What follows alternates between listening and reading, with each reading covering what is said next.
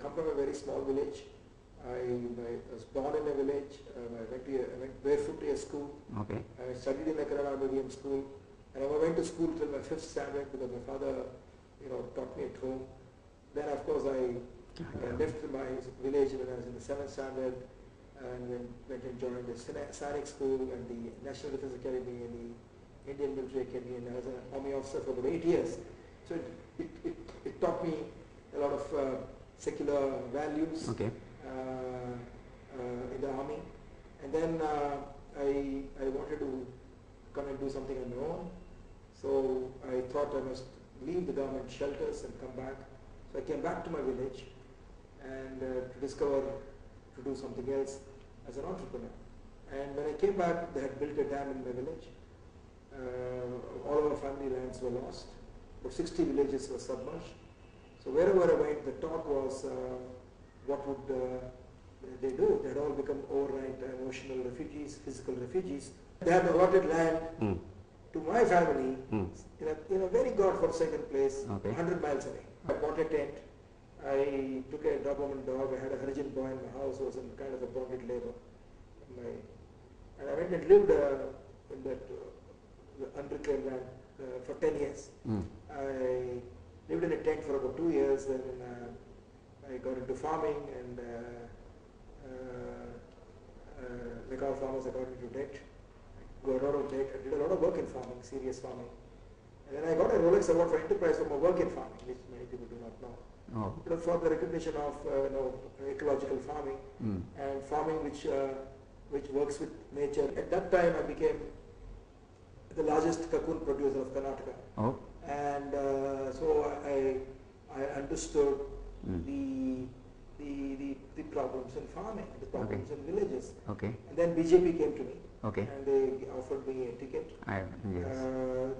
Of course, they actually asked me to come in. This is about 15 years ago. They said they wanted to become the president of BJP. Because in those days, BJP did not exist in Karnataka. Okay. Right. They had, I think, in the late 80s, they had only about 2 MPs in parliament. I think so. Right. They had come out of the Janata Party experiment, and Congress was degenerate. They said they were a party with a difference, and they were recruiting doctors, engineers, and all officers across. Okay. So that call, for a month, I was deeply thinking. The danger was that instead of changing the system, I'll be changed.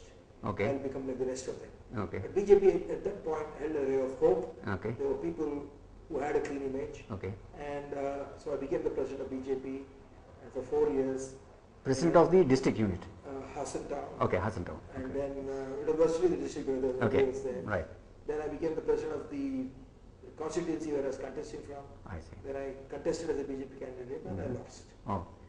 So I have been through that, and then of course I completely left politics, and I came to Bangalore because my children were growing up, and I was dividing my time between my farm and Bangalore, and I set up a lot of businesses in between because I moved to Bangalore. And it was during that period when I was between my farm and Bangalore, I went to China. Okay. With a delegation of farmers. Okay. And I went there twice, and basically to study Chinese farming and exchange of ideas. And I spent about a month in China, and deep in rural China. Okay. And what I saw in China completely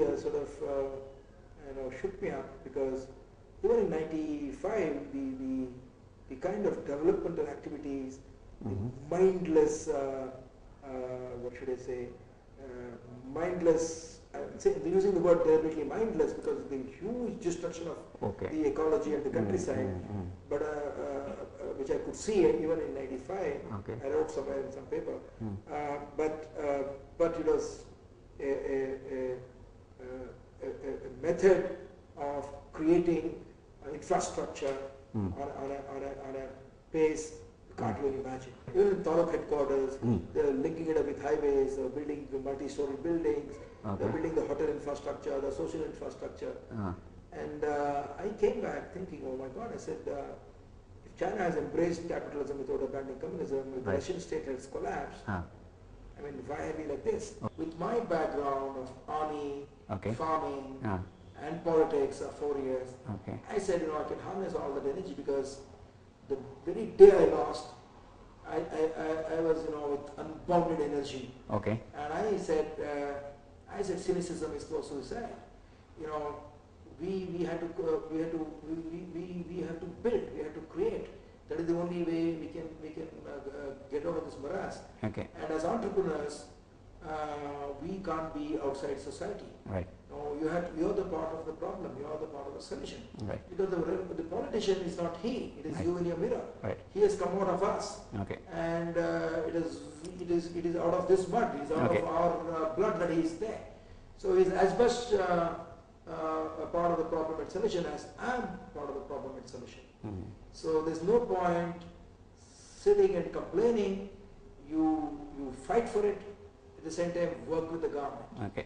And I said I must now pick up a line where I can make a difference. Okay. Where I can build something. Okay. And that's how this idea of the helicopter company came to me, because there were no helicopters in the public domain Okay. for charters, Okay. for construction, for infrastructure, for Mm. aerial mapping, Mm.